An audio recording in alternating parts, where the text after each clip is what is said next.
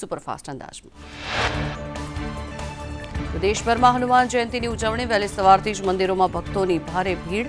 મંદિરો જય હનુમાનજીના નાદથી ગુંજી ઉઠ્યા।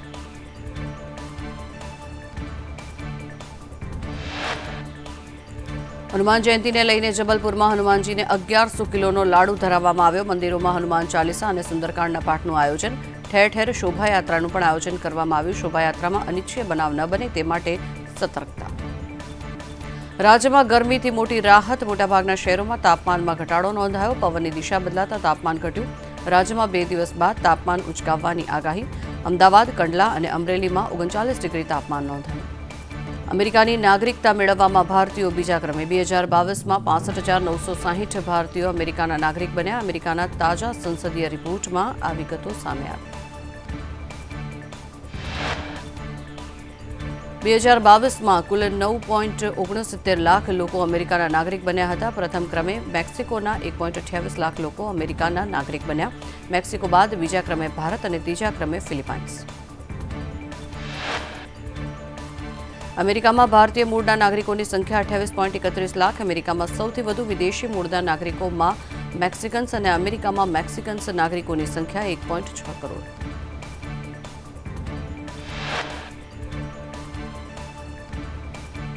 ક્ષત્રિય સમાજનો રોષ ઠારવા માટે ભાજપના પ્રયાસ। મતદાન પર અસર ન પડે તે માટે ભાજપ સક્રિય। ક્ષત્રિય સમાજ પ્રભાવિત જિલ્લાઓમાં ગૃહ રાજ્યમંત્રી હર્ષ સંઘવી સાથે કરી રહ્યા છે બેઠકો। આજે પણ ક્ષત્રિય આગેવાનો સાથે બેઠકોનો દોર। બનાસકાંઠા અને આણંદમાં ક્ષત્રિય આગેવાનો સાથે બેઠક કરી। આવતીકાલથી રાજ્યમાં ધર્મરથ કાઢવાની જાહેરાત કરી છે। સાબરકાંઠામાં ભાજપના ઉમેદવાર બદલવા મુદ્દે કોંગ્રેસ ઉમેદવાર તુષાર ચૌધરીનો તંજ। તુષાર ચૌધરીએ કહ્યું કે ભીખાજીનો શું વાંક હતો? તે ટિકિટ પાછી ખેંચવી પડી। ભીખાજી ગરીબ હોવાથી ટિકિટ કાપીને તેમનું અપમાન કર્યું। અરવલ્લી જિલ્લાને પ્રથમ વખત ટિકિટ મળી હતી। રાજ્યમાં લોકસભાની ચૂંટણીમાં ચિત્ર સ્પષ્ટ થયું। 25 બેઠકો પર યોજાશે ચૂંટણી માટે મતદાન। સુરત બેઠક ભાજપ તરફી બિનહરીફ જાહેર। 25 બેઠકો પર 265 ઉમેદવારો ચૂંટણીના મેદાનમાં। સૌથી વધુ અમદાવાદ પૂર્વ બેઠક પર 18 ઉમેદવારો। સૌથી ઓછા બારડોલી બેઠક પર 3 ઉમેદવારો। બનાસકાંઠામાં 2 મહિલા ઉમેદવારો વચ્ચે ટક્કર। 12 બેઠકો પર કુલ 19 મહિલા ઉમેદવાર।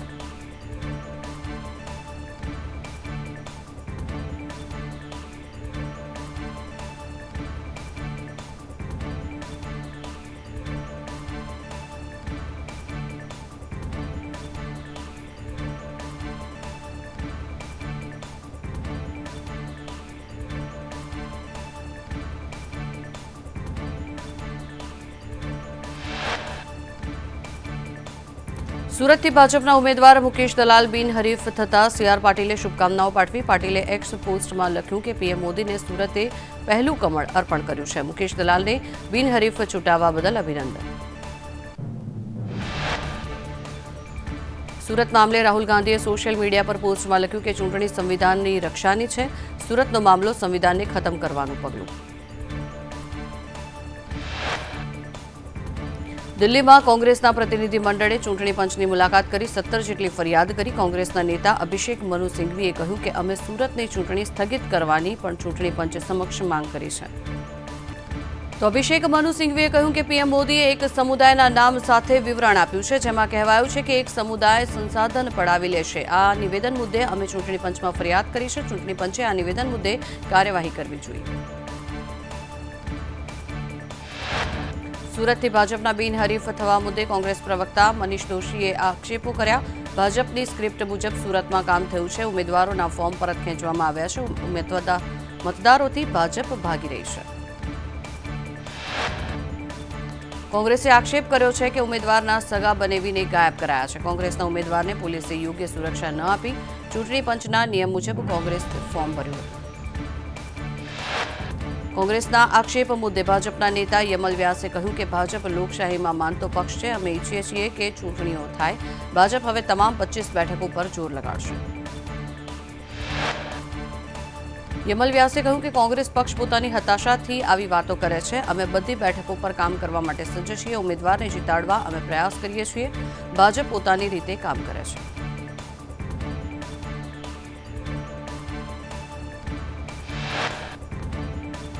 ક્ષત્રિય આંદોલનને લઈને ભાવનગરમાં ગૃહ રાજ્ય પ્રધાન હર્ષ સંઘવી અને સંગઠન મહામંત્રી રત્નાકરે બેઠક યોજી. બીજેપી સાથે જોડાયેલા ક્ષત્રિય આગેવાનો સાથે વાતચીત. ક્ષત્રિય સમાજના મતનું નુકસાન ન થાય તેવા પ્રયાસ. ભાવનગર બાદ સુરેન્દ્રનગરમાં પણ હર્ષ સંઘવીની બેઠક યોજાઈ. ભાજપ સમર્પિત ક્ષત્રિય આગેવાનો ઉપસ્થિત રહ્યા. બેઠકમાં રૂપાલાનો મુદ્દો શાંત કરવાના પ્રયાસ. નવસારીમાં રૂપાલા સામે ક્ષત્રિય સમાજમાં રોષ. વાંસદામાં ઘરે ઘરે વિરોધના પોસ્ટર લાગ્યા. ગામમાં ક્ષત્રિય સમાજના ઘર બહાર ભાજપના કાર્યકરોના પ્રવેશબંધીના બેનર લાગ્યા.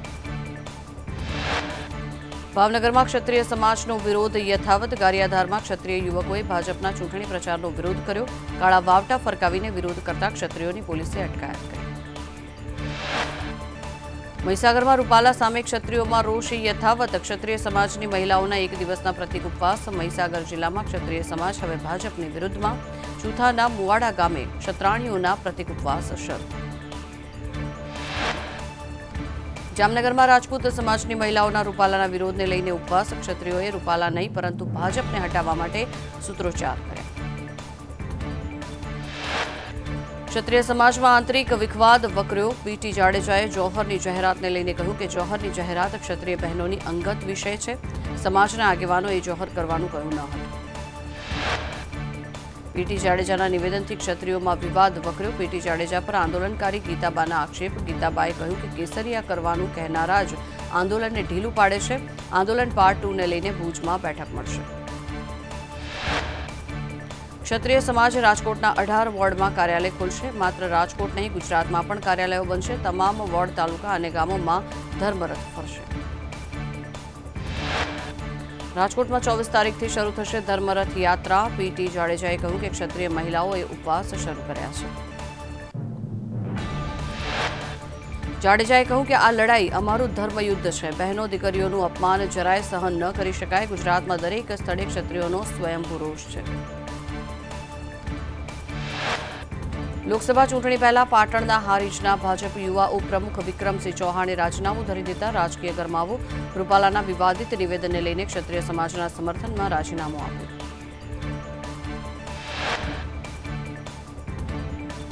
છત્તીસગઢના કાંકેરમાં જાહેર સભાને સંબોધતા અમિત શાહે કોંગ્રેસ પર પ્રહાર કર્યા.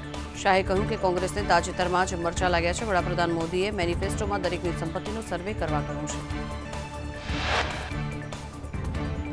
શાહે કહ્યું હતું કે મનમોહન સિંહ અને કોંગ્રેસ કહે છે કે લઘુમતીઓ પર પહેલો અધિકાર છે. અમે કહીએ છીએ કે દેશના ગરીબો, આદિવાસીઓ, દલિતો અને પછાત સમુદાયોનો સંસાધન પર પ્રથમ અધિકાર છે. વડાપ્રધાન નરેન્દ્ર મોદીએ યાદ કરાવ્યું મનમોહન સિંહનું નિવેદન. કોંગ્રેસે કહ્યું હતું સંપત્તિ પર પહેલો હક મુસ્લિમોનો. દેશ કોંગ્રેસને તેના પાપોની સજા આપી રહ્યો છે. વર્તમાન પરિસ્થિતિ માટે કોંગ્રેસ પોતે જ જવાબદાર. વડાપ્રધાન નરેન્દ્ર મોદીએ કોંગ્રેસ પર પ્રહાર કરતા કહ્યું કે કોંગ્રેસ દેશની સંપત્તિ જેમના વધુ બાળકો છે તેમને વહેંચી દેશે. સંપત્તિ ઘૂસણખોરોને વહેંચી દેશે તો માતા અને બહેનો પાસે રહેલા સોનાની ગણતરી કરશે. સંપત્તિની માહિતી મેળવશે અને આ સંપત્તિનું વિતરણ કરી દેશે. રાહુલ ગાંધીનો ભાજપ પર લોકોને મુદ્દાના ભટકાવવાનો આક્ષેપ. રાહુલ ગાંધીએ કહ્યું કે પ્રથમ ચરણના મતદાન પછી જુઠ્ઠાણાનું સ્તર વધુ નીચે ગયું છે. કોંગ્રેસના મેનિફેસ્ટોના પરિણામ આવવાના શરૂ થયા. પશ્ચિમ બંગાળમાં પીઓકેને લઈને રાજનાથસિંહનું નિવેદન. કહ્યું ચિંતા કરશો નહીં, પીઓકે આપણું હતું, આપણું છે અને આપણું જ રહેશે. ભારતની શક્તિ વધી રહી છે. વિશ્વમાં ભારતની પ્રતિષ્ઠા વધી રહી છે. આપણું અર્થતંત્ર ઝડપથી આગળ વધી રહ્યું છે. દિલ્હીના સીએમ અરવિંદ કેજરીવાલને પોતાના ડોક્ટર સાથે કન્સલ્ટની પરવાનગી નથી મળી રહી. રાઉઝ રેવન્યુ કોર્ટે વિડીયો કોન્ફરન્સિંગથી કન્સલ્ટિંગની અરજી ફગાવી. સાથે જ એમ્સને નિર્દેશ આપ્યા છે કે કેજરીવાલને ઇન્સ્યુલિનની જરૂર છે કે નહીં તે માટે મેડિકલ બોર્ડ બનાવો. અયોધ્યાની શ્રી રામ જન્મભૂમિ તીર્થક્ષેત્રના સેક્રેટરી ચંપતરાયે દરરોજ 1 લાખથી વધુ દર્શનાર્થી મંદિરે આવી રહ્યા હોવાનું નિવેદન કર્યું. 22 જાન્યુઆરીએ પ્રાણ પ્રતિષ્ઠાથી આશરે 1.5 કરોડ લોકોએ રામલલાના દર્શન કર્યા હતા. એનઆઈએની ટીમના જમ્મુ કાશ્મીરના શ્રીનગરમાં દરોડા. કુલ 9 સ્થળો પર દરોડાની કામગીરી હાથ ધરવામાં આવી. આતંકી પ્રવૃત્તિઓ સાથે જોડાયેલ લોકોની પૂછપરછ પણ હાથ ધરવામાં આવી. ભારતનું મંદિર બન્યું વિશ્વનું સૌથી અમીર મંદિર. તિરુમાલા તિરુપતિ દેવસ્થાનમ વિશ્વનું સૌથી અમીર મંદિર ટ્રસ્ટ બન્યું. તિરુપતિ મંદિરે 1161 કરોડ રૂપિયાની ફિક્સ ડિપોઝિટ કરાવી. તિરુપતિ મંદિરનું બેંક બેલેન્સ વધીને રૂપિયા 18,817 કરોડ થયું છે. દર વર્ષે મંદિરમાં 500 કરોડથી વધુની રકમ જમા થાય છે. તિરુપતિ મંદિર પાસે 11 ટન સોનાનો ભંડાર. બેંકમાં મંદિરનું 11,329 કિલો સોનું જમા. બેંકોમાં ટ્રસ્ટની કુલ એફડી વધીને 13,287 કરોડ થઈ છે. ટ્રસ્ટને દર વર્ષે વ્યાજ સ્વરૂપે 1,600 કરોડ મળે છે.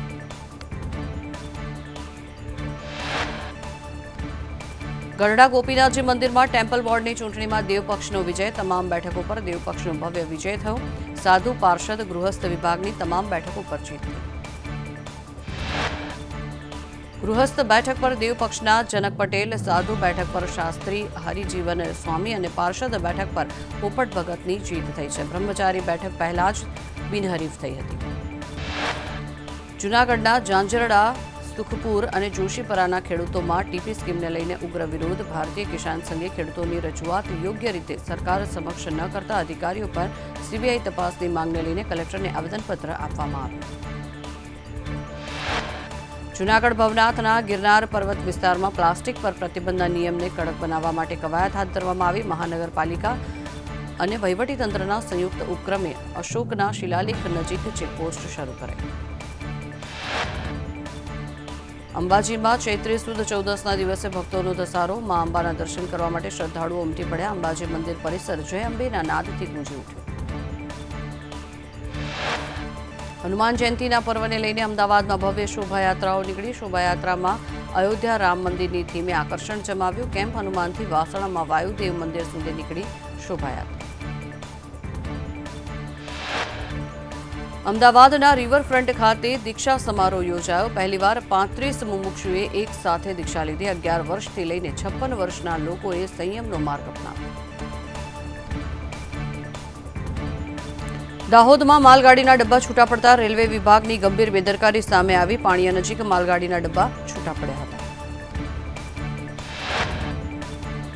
નવસારીમાં કપિરાજ ઉપર શ્વાનનો હુમલો. રખડતા 2 શ્વાને કપિરાજ પર હુમલો કર્યો. ઘાયલ કપિરાજને પાંજરે પૂરવાની કવાયત હાથ ધરાઈ.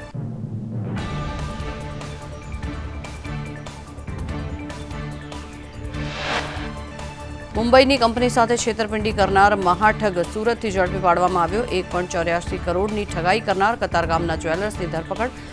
સસ્તા ભાવે દાગીના બનાવીને આપવાનું કહી છેતરપિંડીનું તરકટ રચ્યું. 3 કિલો સોનું પચાવીને આરોપી સુરત ભાગી આવ્યો હતો. સુરતના કામરેજ ગામમાં ફાર્મ હાઉસમાં ચોરીની ઘટના સામે આવી. ટ્રેક્ટર અને ટ્રેલરની ચોરીના સીસીટીવી સામે આવ્યા. સમગ્ર મામલે પોલીસે વધુ તપાસ હાથ ધરી. લોકસભા ચૂંટણીને લઈને સાવરકુંડલાના કુદરતી ઉપચાર કેન્દ્ર ખાતે ભાજપનું મધ્યસ્થ ચૂંટણી કાર્યાલય ખુલ્લું મુકાયું. ધારાસભ્ય મહેશ કસવાલા અને સાંસદ નારણ કાછડિયા સહિત પદાધિકારીઓ ઉદ્ઘાટન પ્રસંગે ઉપસ્થિત રહ્યા. લોકસભા ચૂંટણીમાં મતદાન જાગૃતિ માટે કાર્યક્રમ યોજાયો. અંબાજી મંદિરમાં મતદાન જાગૃતિ માટે દર્શનાર્થીઓને મતદાન કરવા માટે અપીલ કરાઈ. સુરત લોકસભા ચૂંટણીને લઈને પોલીસ એક્શનમાં આવી. કતારગામમાં એસઓજી દ્વારા કોમ્બિંગ હાથ ધરવામાં આવ્યું. 100થી વધુ પોલીસ સ્ટાફ સાથે ચેકિંગ હાથ ધરાયું. જૂના ગુનેગારો અને અસામાજિક તત્વો સામે લાલ આંખ. તો પ્રત્યેક કરની આવકમાં જંગી વૃદ્ધિ. 2024 મોદી સરકારની તિજોરી માટે ભારે ફળદાયી સાબિત થયું. ચોખ્ખી આવક કર આવક 18% વધી 19.58 લાખ કરોડ થઈ.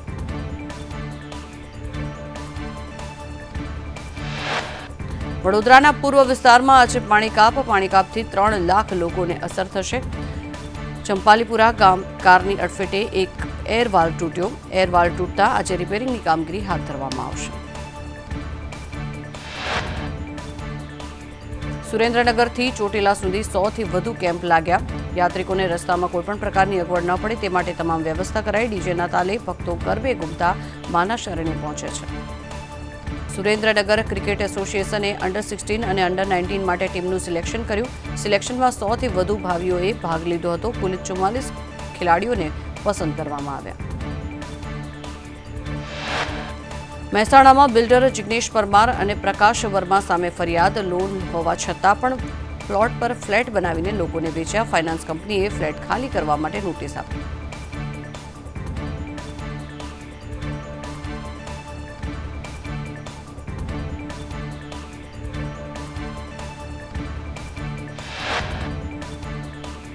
પોરબંદર લોકસભા બેઠકના ભાજપના ઉમેદવાર મનસુખ માંડવિયાનું ઠેસિયા પરિવાર દ્વારા સન્માન કરવામાં આવ્યું. પોરબંદરના પૂર્વ સાંસદ રમેશ ધડુકે મનસુખ માંડવિયાને મત આપીને વિજય બનાવવાની લોકોને અપીલ કરી હતી.